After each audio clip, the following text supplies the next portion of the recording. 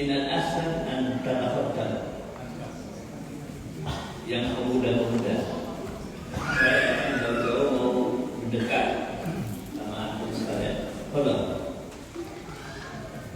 jangan bersandar kecuali yang sakit keras. Coba dekat. Maju. Dekat. Sabar, maju. Pemuda. Ayo, tolong. Teling. Gus. Tolong. Sudah bro nih. Ini kita sedang mengadakan satu acara yang sangat mulia. Inilah aktivitas paling penting yang dilakukan oleh para nabi dan rasul, belajar dan mengajarkan Al-Quran.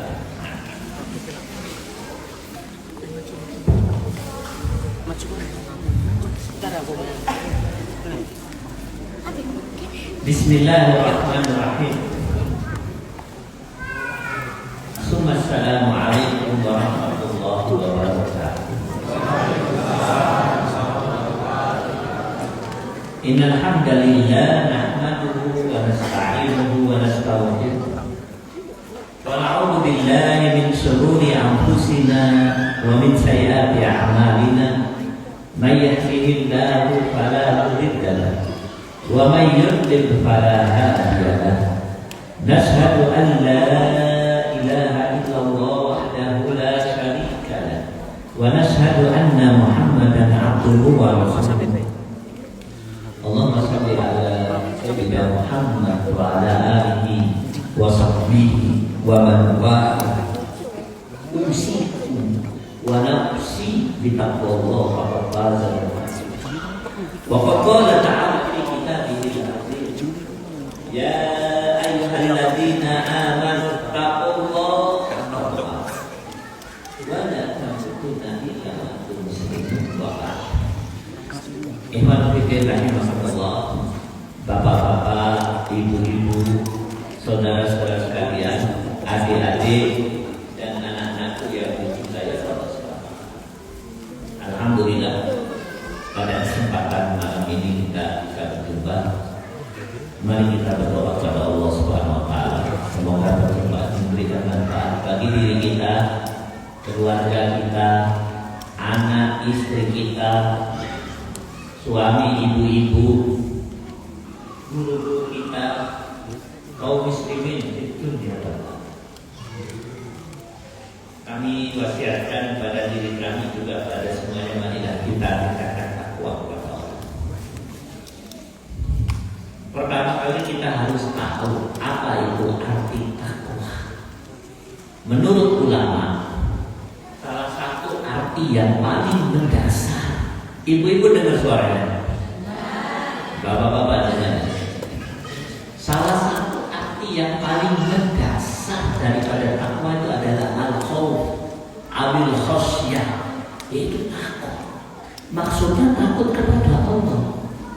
Kalau dikatakan Anda bertakwa, maksudnya Anda takut kepada Allah. Nah, takut kepada Allah dan takut kepada selain Allah itu beda. Man khafa syai'an haraba'an wa man khafa Allah haraba ilaihi. Kata sahabat, barang siapa yang takut terhadap sesuatu, dia menjauhi sesuatu tersebut. Takut sama binatang buas, menjauhi binatang buas. Takut dengan tsunami, jangan dekat-dekat tsunami. Tapi barang siapa yang takut kepada Allah, mendekat kepada Allah. Makin takut kepada Allah, makin dekat. Ada satu ayat. Ayat ini Masya Allah perlu kita ketahui, yaitu Allah Subhanahu wa ta'ala menceritakan tentang pemandangan di jannah. Apa kata Allah dalam surat At-Tur ayat 25, 26, 27. Wa aqbala ba'duhum 'ala ba'din yatasaalun qalu inna kunna qablu fi ahlina musyrikin famanallahu 'alaina wa waqana 'adzabas samum. Ayat itu menceritakan pada saat ahli jannah dimasukkan ke dalam jannah, dia mendapatkan kenikmatan. Salah satu jannah itu dibolehkan oleh Allah silaturahim kepada ahli jannah yang lain, berkunjung. Silaturahim itu enak kok. Di dunia saja nikmat, apalagi dengan ahli jannah. Waktu silaturahmi tentu ada dialog antara ahli jannah. Tentu dialog yang pertama menanyakan identitas. Asmanukum sinten? Dari mana kau? Saya dari Amerika. Kau dari mana? Seragen. Itu pasti. Dialog yang kedua diabadikan oleh Allah dalam ayat ini. Apa kiatnya Anda masuk jannah, wahai temanku di surga? Jawaban ahli jannah diabadikan oleh Allah. Inna kunna qablu fi ahlina musyrikin. Famanallahu alaina wa waqana. Hari ini aku mendapatkan puncak kenikmatan jannah, dijauhkan daripada puncak kesengsaraan neraka. Tahukah Anda apa kiatnya? Kenapa aku mendapatkan kenikmatan ini? Doa apa? Inna kunna qablu fi ahlina musyrikin. Dulu waktu aku hidup di dunia, teman-temanku foya-foya, masyarakatku gembira ria, keluargaku senang-senang, aku tetap menjaga diri musyrikin. Apa itu musyrikin? Takut kepada Allah SWT. Dari ayat ini kita bisa mengambil satu pelajaran penting. Apa itu? Ciri utama ahli jannah itu waktu hidup di dunia selalu menjaga diri takut kepada Allah. Loh Ustaz, berarti kami tidak boleh makan sate kambing, tidak boleh main bola, tidak boleh jalan-jalan ke luar negeri. Sama beda. Boleh makan sate, boleh sate rasa stroberi, boleh, tapi tetap menjaga diri musyrikin, takut kepada Allah. Takut kepada Allah kayak apa? Dengarkan cerita istimewa. Waktu itu Umar bin Khattab menjadi Amirul Mukminin, khalifah, presiden di atas presiden. Kekuasaannya sepertiga bumi. Dia mendapat bantuan minyak wangi dari luar negeri, dari Romawi. Minyak wanginya banyak. Supaya bisa dirasakan oleh penduduk kota Madinah, dipanggil ibu-ibu untuk memasukkan minyak wangi ke dalam botol kecil, terus dibagi-bagi. Semua ibu-ibu kerja bakti gotong royong. Waktu ibu-ibu gotong royong, Umar melihat, loh, istriku ikut gotong royong. Apa kata Umar? Istriku, enggak usah ikut. Loh, kenapa suamiku? Aku gotong royong. Enggak usah ikut. Loh, enggak enak aku. Sungkan, agak sungkan.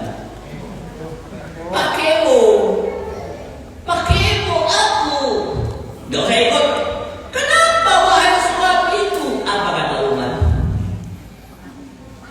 Aku khawatir waktu kau memasukkan minyak wangi ke dalam botol kecil, kena tanganmu, jariku, kemudian kau gosokkan ke badanmu supaya wangi. Loh kenapa? Aku khawatir gara-gara itu nanti di pengadilan Allah saya dan kau dipanggil oleh malaikat sebagai koruptor. Terus tidak boleh. Saya tidak boleh, kau tidak boleh, karena kamu istri daripada khalifah. Kalau ibu-ibu yang lain tidak apa-apa, karena saya sudah mengizinkan mereka. Kenapa bisa muncul orang seperti itu? Takut. Dan ciri utama ahli jannah takut kepada Allah. Nah, takut kepada Allah itu artinya takwa. Nah, sebentar kita akan menghadapi satu sahur Ramadan, bulan penuh berkah. Apa kata Allah Subhanahu wa taala? Ya ayyuhalladzina amanu kutiba alaikumusiyam kama kutiba alal ladzina min qablikum la'allakum tattaqun. Ayat ini menjelaskan tujuan utama orang berpuasa di bulan Ramadan.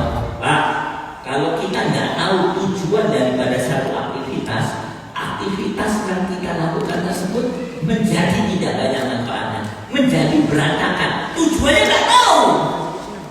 Apa tujuannya? La'allakum tattaqun, supaya kau takut kepada Allah. Takut kepada Allah. Maka dikatakan puasa seseorang di bulan Ramadan berhasil kalau tanggal 30 Ramadan atau tanggal 1 Syawal bertambah takutnya kepada Allah. Walaupun di bulan Ramadan tidak dapat kurma, tidak dapat kolak.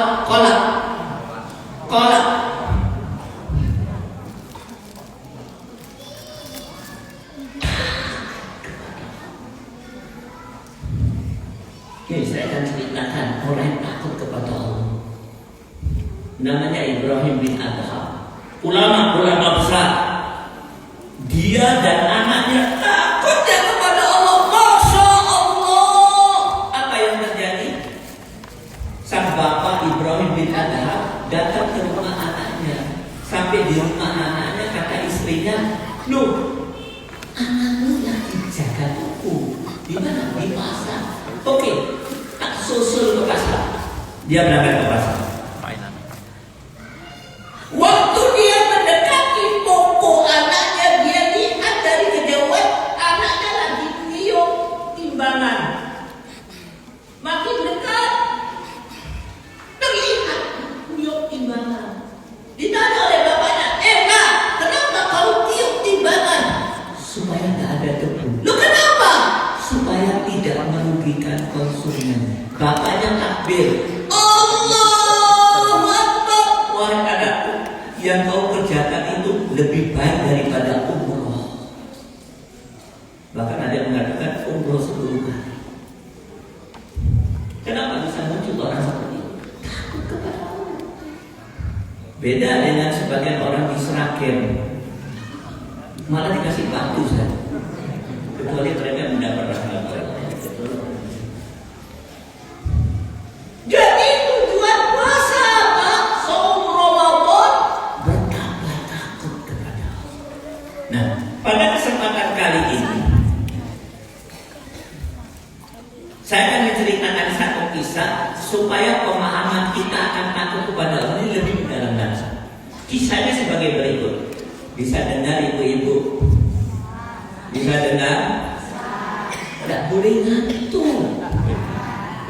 Kalau saya pulang pengajian ditanya sama istri saya sampai rumah, Bang, istri saya manggil saya apa? Bang, pengajiannya gimana? Kalau saya bilang musibah, berarti ngantuk satu orang. Kalau saya bilang musibah kabiro, musibah besar, berarti yang ngantuk 5 orang. Mudah-mudahan ada musibah ini ya. Dengarkan pengajian. Ada seorang orang soleh, ulama namanya Abu Bakar As-Siddiq. Orang soleh, ulama. Bisa tanya sama ustaz-ustaz ini di kitab banyak itu, ya. Tulisan Abu Bakar As-Siddiq. Beliau menulis di dalam autobiografinya. Dia melakukan perjalanan dagang bersama kabilah dagang. Kabilah dagang terdiri dari ratusan orang, ratusan onta dan kuda. Pulang dari Sam bawa barang banyak. Di tengah perjalanan menuju ke negerinya dicegat oleh perampok. Diambil hartanya, yang melawan dibunuh, yang tersisa ditawan, dibawa di markas besar perampok. Termasuk Abu Bakar As-Siddiq ditawan. Sehari 2 hari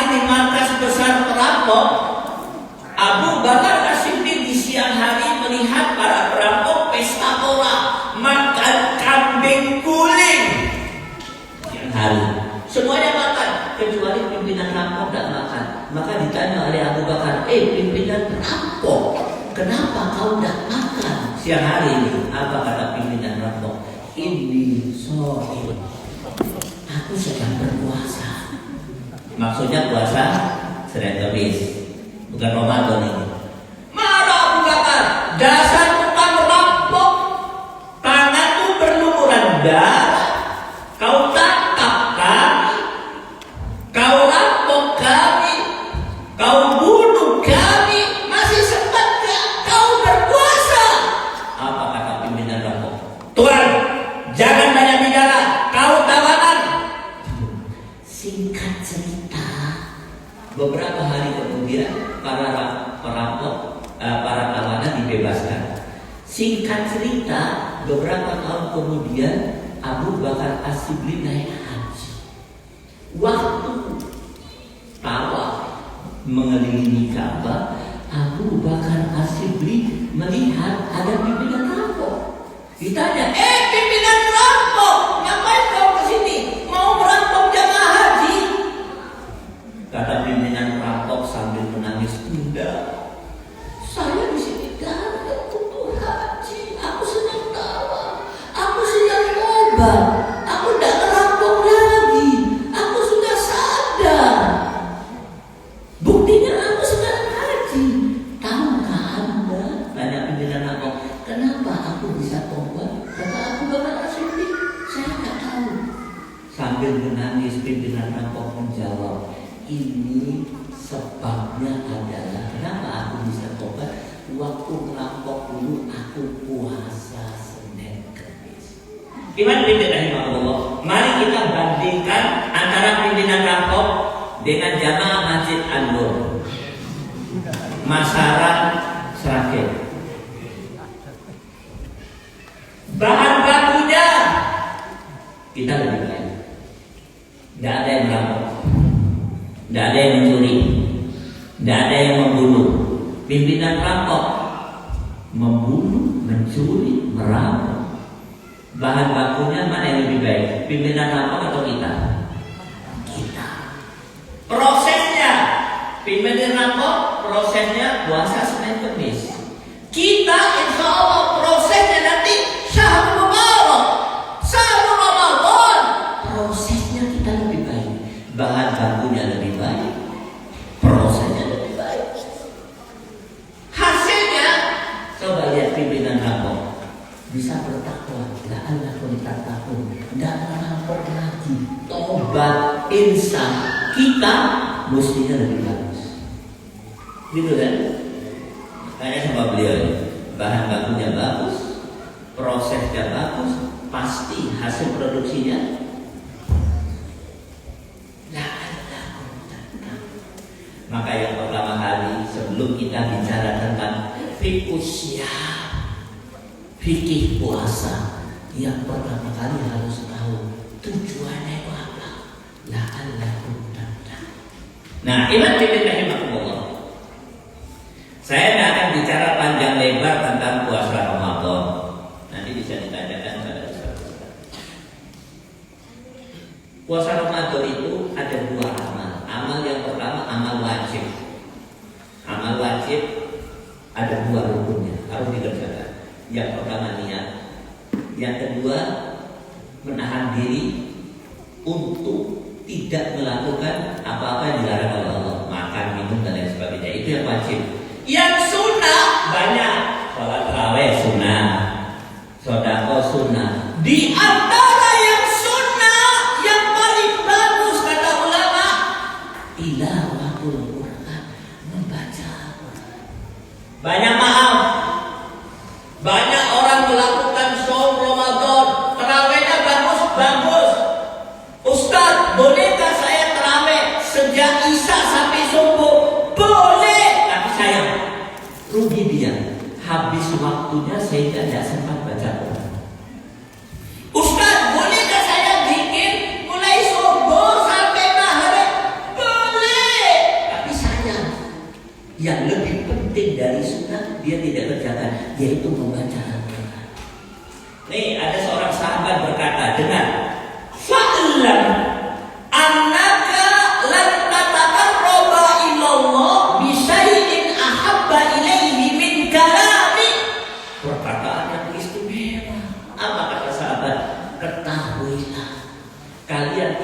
akan pernah mendekatkan diri kepada Allah dengan sesuatu yang lebih dicintai oleh Allah, melebihi membaca Al-Quran. Dan syahrul mubarak, syahrul Ramadan, amalan sunnah yang paling utama di samping tarawih, di samping zikir, di samping sedekah, bacaan.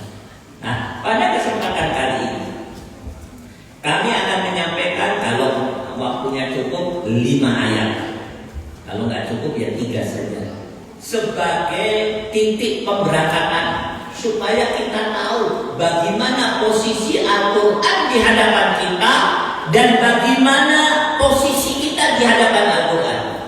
Mauqifuna amam Al-Quran wa mauqiful Quran amamana.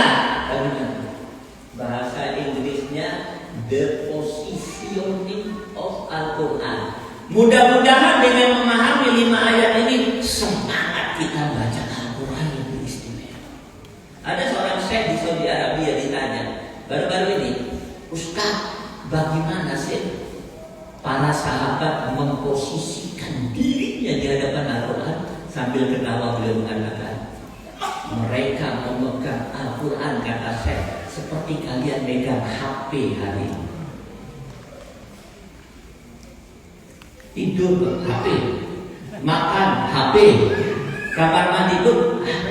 Begitulah para sahabat memegang Al-Quran. Saya akan sampaikan, insya Allah mudah-mudahan bisa saya sampaikan dengan fasih dan Anda bisa mendengar dengan jelas, sehingga kita bisa meletakkan Al-Quran pada tempat yang tepat. Saya mulai dari ayat yang pertama. Saya minta minimal 1 orang baca. Ajib, sudah hafal Quran 30 juz semua jamaah sini. Pengajian ada yang nulis.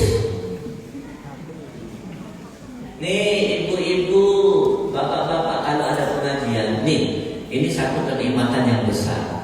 Di tengah perumahan Anda ada masjid. Masjidnya dikelola oleh orang-orang anak muda yang pakai ilmu. Bapak-bapak duduk yang manis, tidak usah banyak kerja. Mereka yang menangani semua, termasuk manggil ustaz buat kajian. Ini satu kenikmatan, maka harus disyukuri. Bagaimana cara mensyukurinya?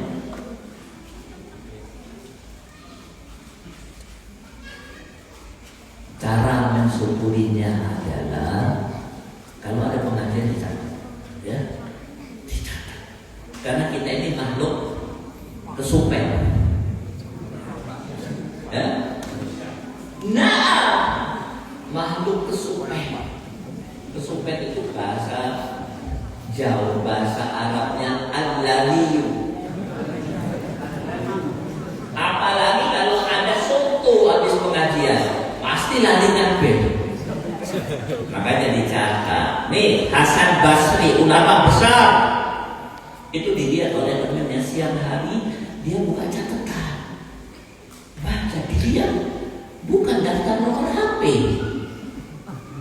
bukan daftar harga sepeda motor, bukan informasi Liga Inggris. Apa isinya? Ilmu. Ditanya, ini apa ini? Catatan apa?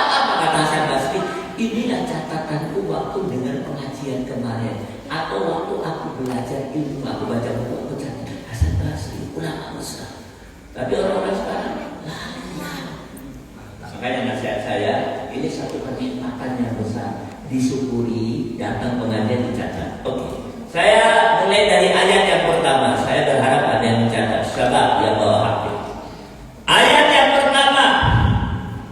Sekali lagi ini pelajaran kelas 1. Tapi biasanya orang kalau sudah S1 lupa pelajaran kelas 1, S2 lupa pelajaran kelas 2, S3 lali kabeh. Nih ayat yang pertama. Nanti syukur kalau kambingnya bisa mencatat di fotokopi dibagi. Surat Yunus ayat 58. Apa kata Allah? Qul bifadlillahi wa birahmati fabidzalika falyafrahu huwa khairum mimma yajma'un.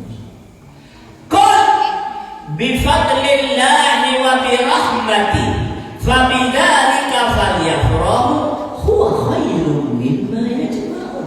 Surat Yunus ayat 58. Apa kata Allah?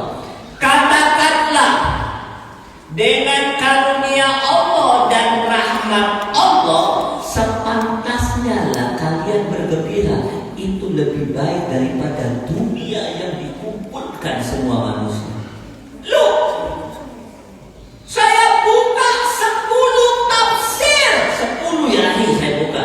Semuanya mengatakan rahmat Allah, Islam yang kita anut, fadlullah Al-Quran yang kita bahas. Jadi kalau kita Islam kemudian mempelajari Al-Quran, sepantasnya lah kalian bergembira. Itu lebih baik daripada dunia yang dikumpulkan. Saya mau tanya, asmanipun sinten Pak? Pak Umar. Pak Umar. Yang keras Pak Umar ya. Disuruh milih Pak Umar, milih Al-Quran atau Pajero Sport edisi terbaru. Yang keras Pak Umar. Kalau milih itu satu, yang kedua, tidak boleh Al-Quran disejajarkan dengan benda apapun, walaupun matahari tidak ada nilainya di hadapan Allah. Suruh pilih Al-Quran atau Pajero Sport edisi terbaru. Harganya 1 M.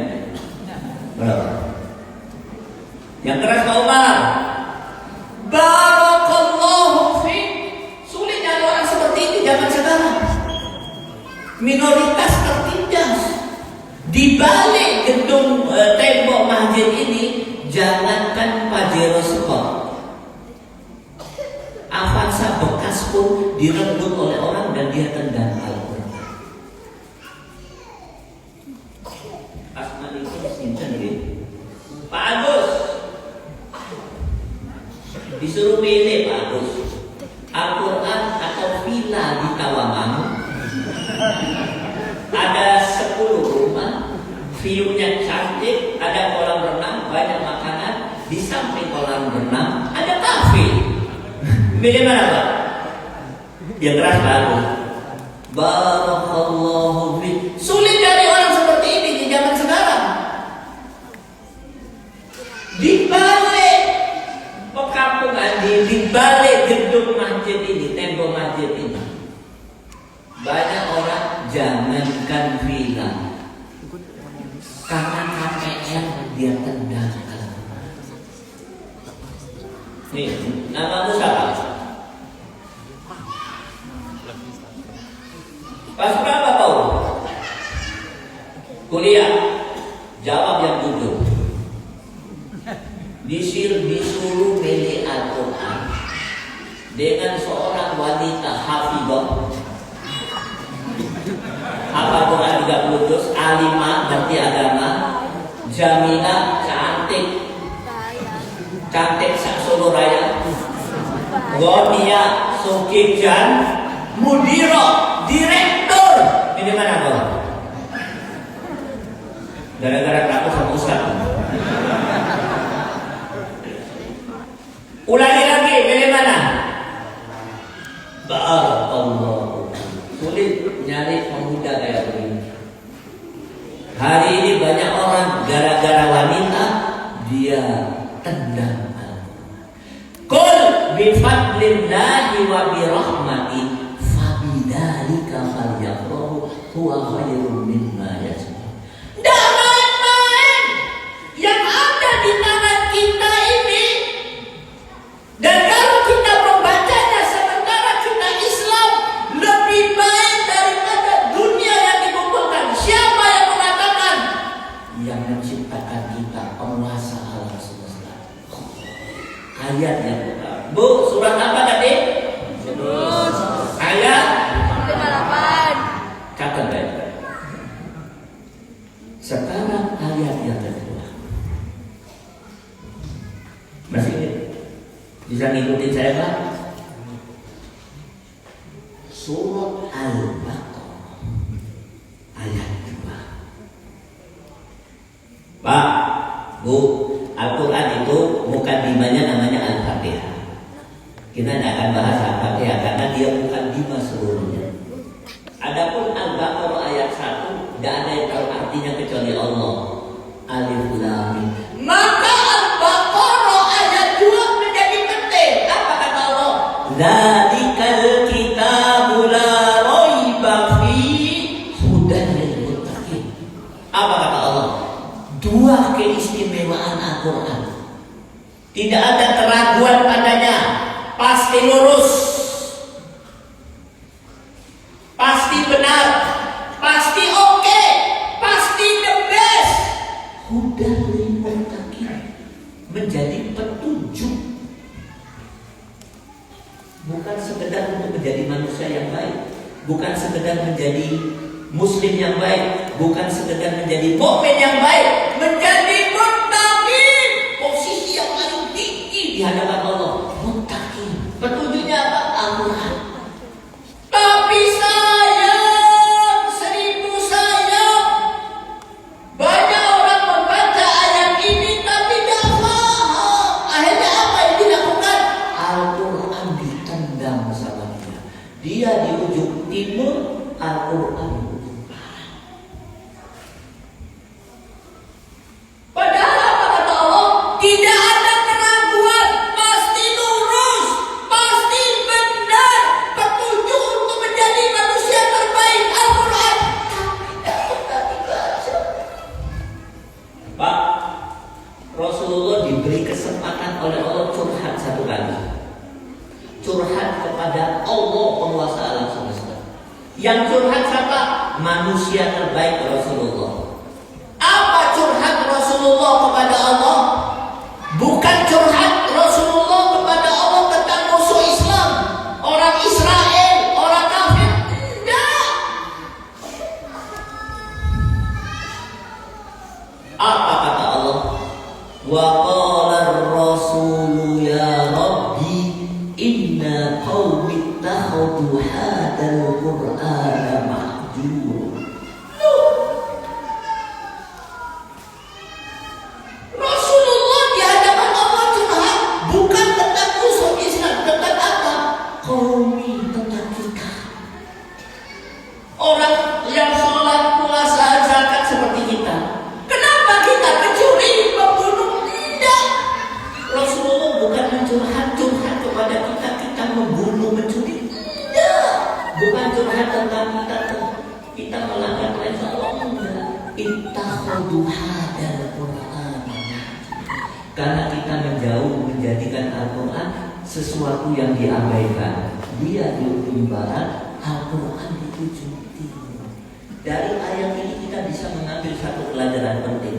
Yang paling menyesakkan dada Rasulullah, yang paling memberatkan pikiran Rasulullah, kalau ada orang Islam dia menabehkan Al-Quran. Pak, ada orang Islam di rumahnya tidak ada Al-Quran. Anjir. Saya pernah berkunjung ke rumah kawan saya di Surabaya. Saya biasa bawa Al-Quran. Pada saat itu saya lupa, saya bilang, tolong ambil Al-Quran di dalam rumahnya. Oh iya, setengah jam, 1 jam, dan keluar. Saya dengar dia kelotak-kelotak, bongkar lemarinya. Rupanya dia naik lapor. Balik dia, tidak ada Al-Quran. Inna lillahi wa inna ilaihi raji'un. Ada lagi Al-Quran di dalam lemari, lemarinya dikunci, kuncinya hilang. Ada punya Al-Quran, tapi baca tidak tahu artinya, tidak ada terjemahan. Ustaz, di rumah saya di atas meja ada Al-Quran, ada terjemahan, tapi masih bersampul, tidak dibuka-buka. Ada musibah.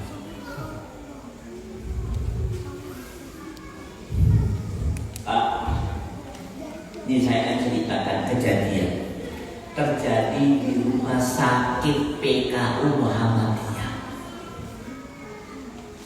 Rumah sakit PKU ini besar di salah satu kota besar di Jawa Tengah.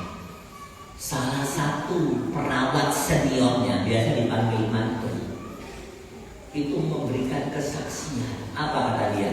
Wallah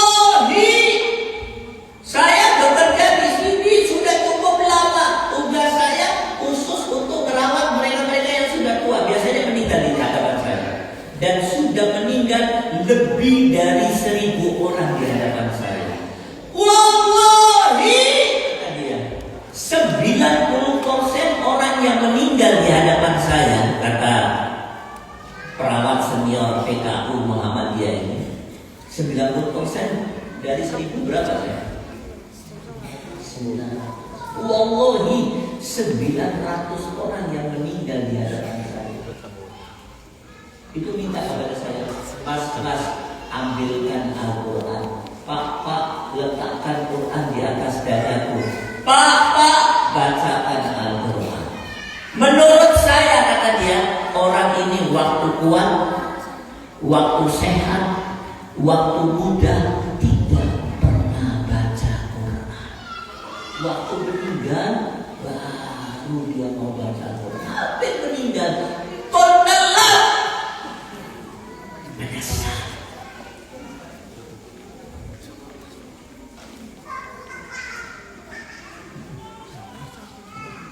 Ayat yang ketiga lebih serius lagi. Nanti ngikutin saya. Sabar, catat. Surah Al-Mulk ayat 10. Mohon nanti 15 hari masih ada waktu ya sebelum Ramadan. Diulang-ulang ayatnya, dibaca di rumah. Syukur kalau di fotokopi. Surat Al-Mulk ayat 10. Apa kata Allah? Wa qalu law kunna nasma'u aw naqilu ma kunna fi ashabis sa'ir. Pak, ayat ini menceritakan waktu ahli neraka dimasukkan ke dalam neraka. Jeblek. Sakit, panas, berdarah-darah, menangis, mengeluarkan air mata darah. Yang terjadi lebih dahsyat daripada apa yang bisa kita sampaikan. Ayat ini menceritakan waktu ahli neraka masuk ke dalam neraka, ada 2 aktivitas yang pertama kali dilakukan. Yang pertama, wa qalu law kunna nasma'u. Ya Allah, alangkah nikmatnya kalau aku waktu hidup dulu membaca atau mendengar Al-Quran. Karena itu tidak aku lakukan, maka hari ini aku masuk neraka. Ya Allah, alangkah nikmatnya kalau waktu hidup dulu aku memikirkan isi Al-Quran. Sayang, 1000 sayang. Hal itu tidak pernah saya lakukan. Akhirnya aku hari ini masuk neraka. Ayat ini menceritakan kenapa seseorang masuk neraka. Salah satu sebabnya tidak pernah membaca Al-Quran, tidak pernah mendengar Al-Quran, dan tidak pernah memikirkan Al-Quran. Neraka itu tidak enak, Pak. Nih saya mau tanya, kalau ada acara-acara itu yang paling enak apa sih? Yang paling enak apa? Makanannya kan? Dia kan? Subuhan. Kalau kita pulang dari acara, pasti akan kita tanya, Bi, makanannya apa? Nah, kalau kita pulang acara, istri kita tanya, subuhannya apa? Memang acara itu yang paling enak subuhannya, makanannya. Nih, saya ingin menyampaikan kepada Anda, di neraka itu subuhannya, makanannya siksa. Loh, siksanya kayak apa? Wallahu a'lam bishawab. Nggak kepikir. Makanannya siksa.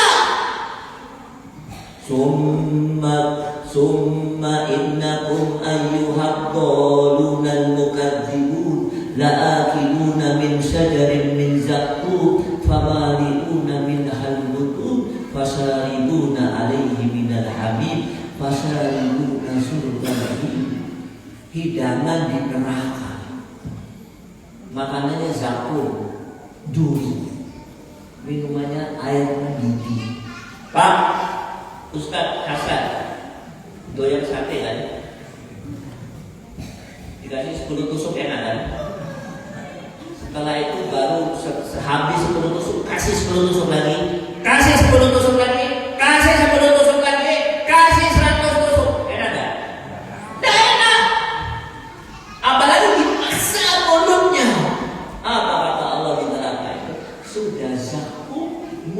dibuka, dipaksa untuk menerima zakul duri.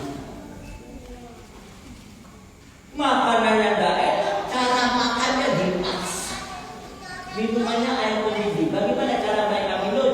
Menghisap seperti orang menghisap air. Itu makanannya ya, si paling enak. Sisanya kayak apa? Wallahu a'lam bishawab. Yang paling ringan, api ditaruh di telapak kakinya, otaknya mendidih. Yang paling ringan, alhamdulillah. Ayat yang ketiga. Loh Ustaz, dia disesatkan orang nanti di neraka. Nggak pernah baca. Serius. Kalau saya nggak sampaikan, saya datang ke sini mendekati bulan Ramadan, saya khawatir berdosa.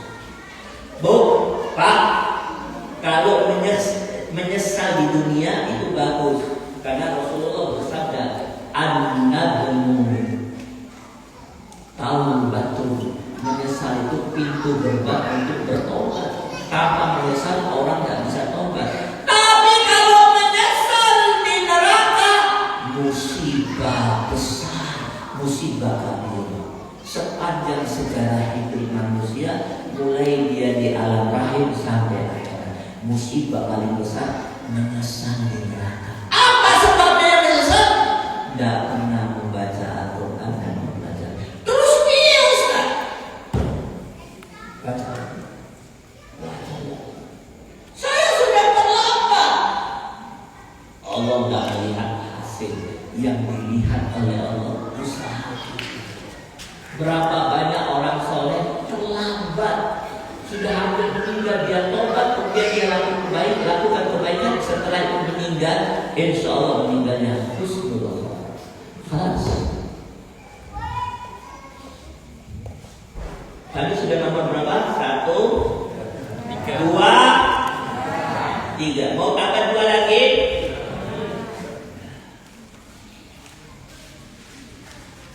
Jangan takut. Ayat yang keempat.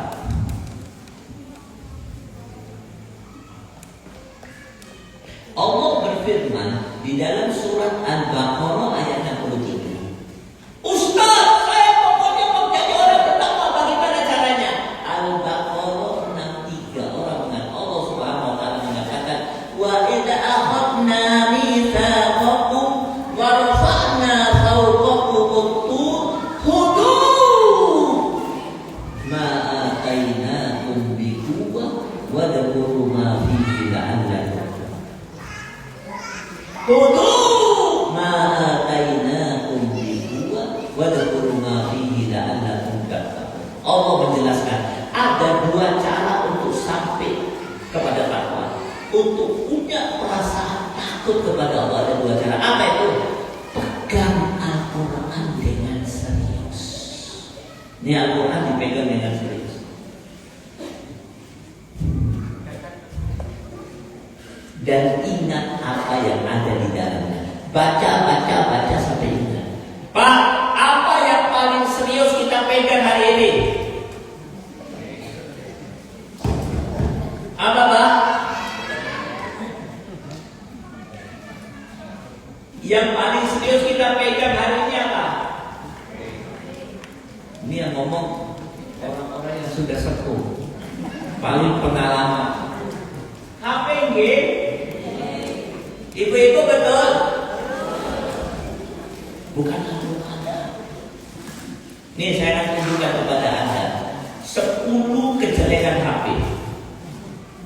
1. Merampas Al-Quran dari diri kita.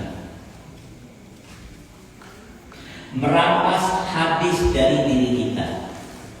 Merampas ibadah dari diri kita. Merampas perhatian dan rasa cinta kita kepada orang yang kita cintai.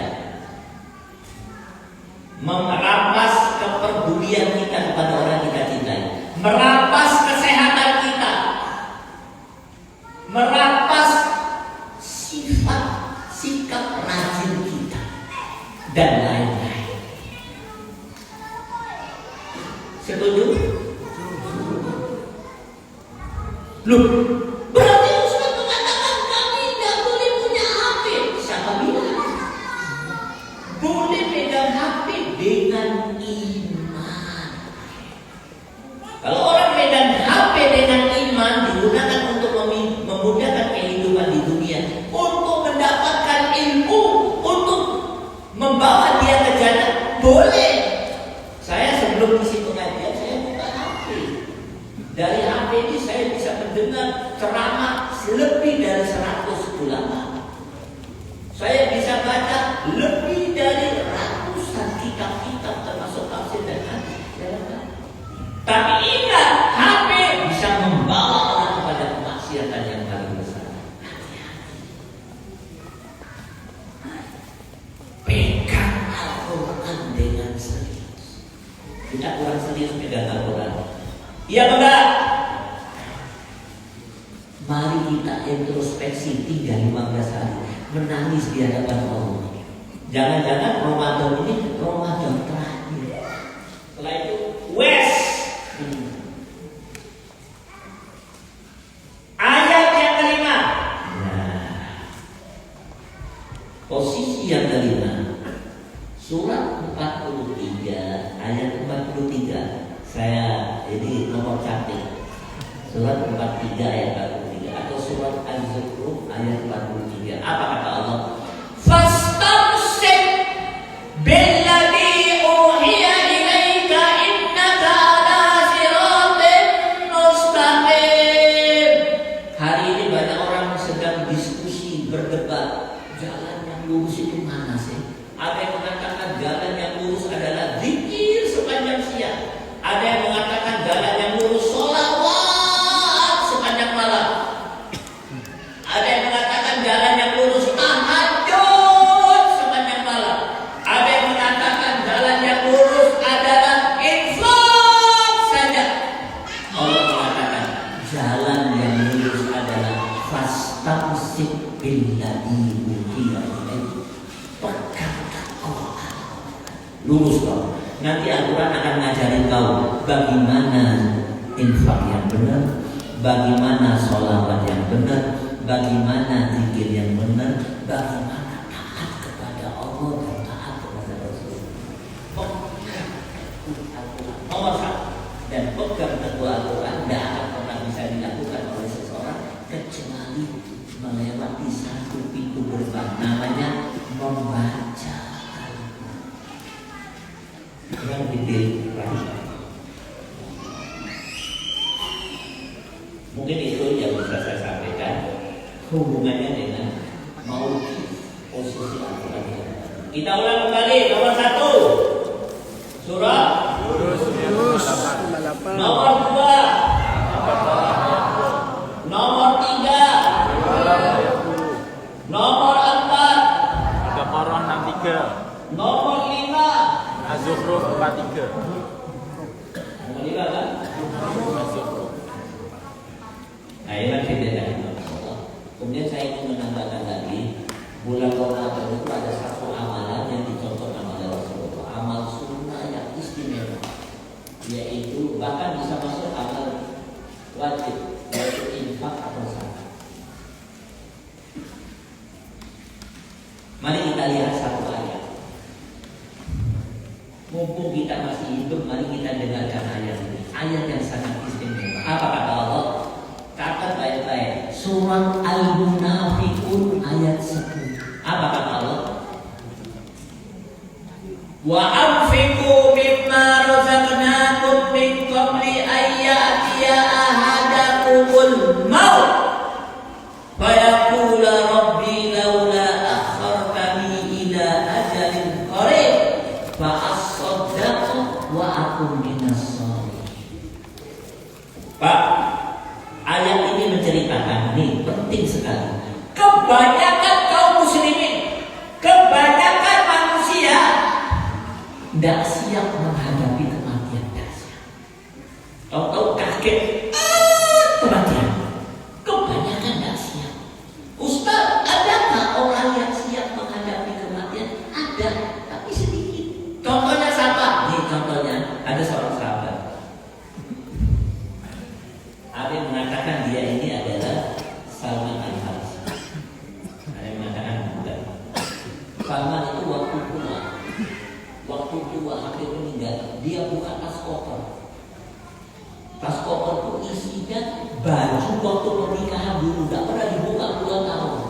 dipakai sama dia.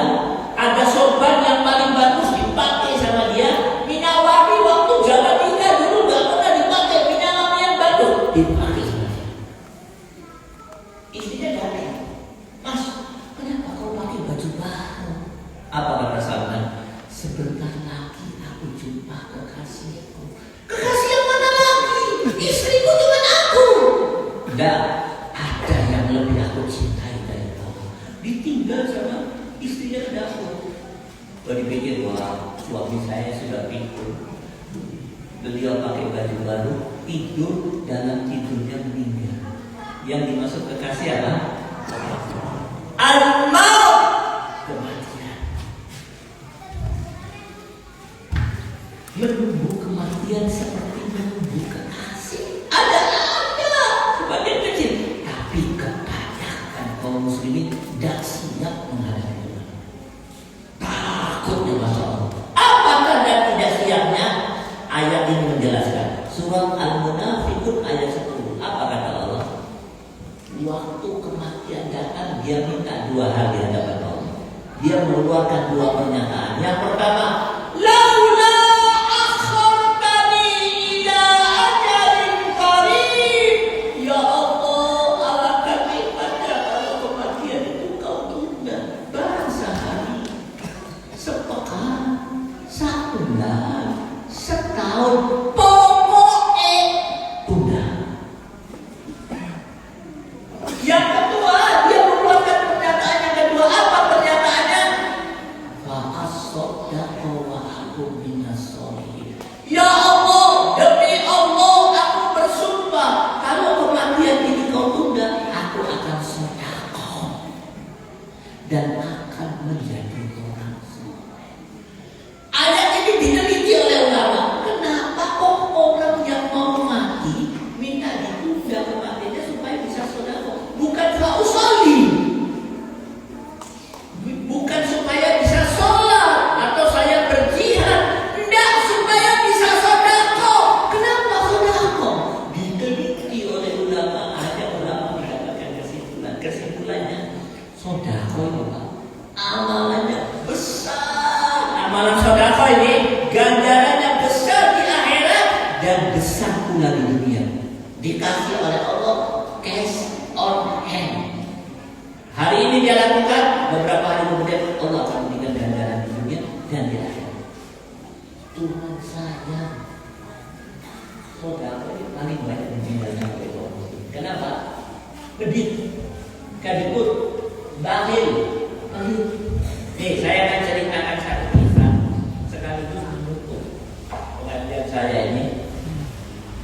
Seorang yang sedekah oleh Allah cash on hand dikasih ganjaran oleh Allah SWT. Ada seorang wanita di Saudi Arabia, dia orang kaya, pengusaha sukses, istrinya punya banyak perusahaan. Dia sakit, dibawa ke rumah sakit, kata dokter kanker rahim stadium 4. Kata dokter, banyak maaf Bu, kami harus sampaikan kepada ibu, 1 bulan lagi ibu insya Allah mati. Menurut informasi medis dari para dokter yang berpengalaman, ibu umurnya tinggal 1 bulan. Ya.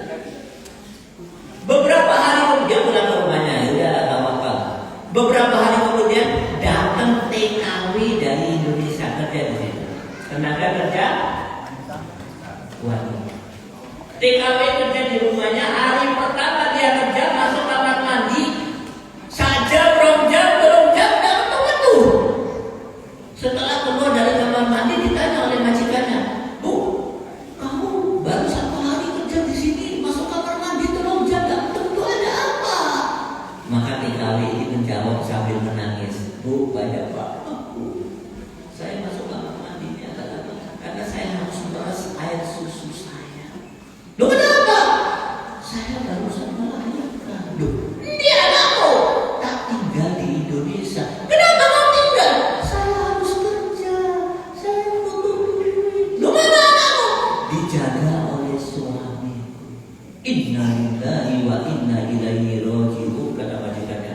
Nih kau balik ke Indonesia, tak kasih duit untuk tiket, tak kasih duit untuk nyusuin anakmu selama 2 tahun, tak kasih duit untuk beli obat, nih duit untuk suamimu.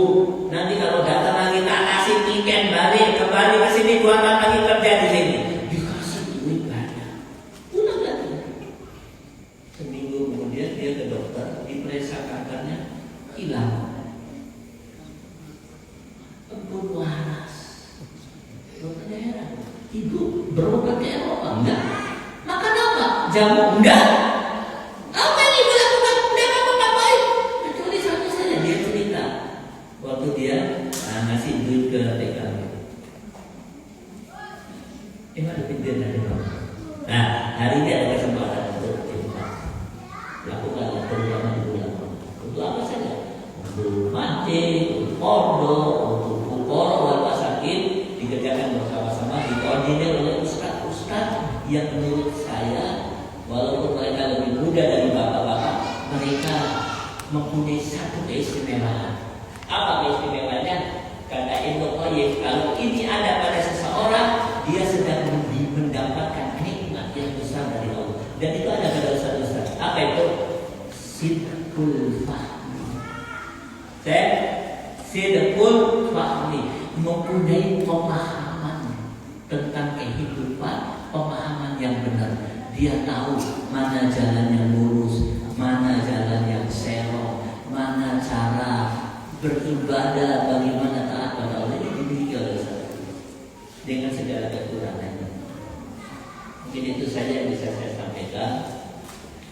Mudah-mudahan apa yang saya sampaikan memberikan manfaat bagi diri saya juga untuk semuanya. Banyak maaf kalau saya memberikan banyak ayat-ayat, ya, mudah-mudahan tidak memberatkan. Tapi sekali lagi saya sampaikan kepada ibu-ibu dan bapak-bapak sekalian, ini Anda sedang mendapatkan nikmat yang besar.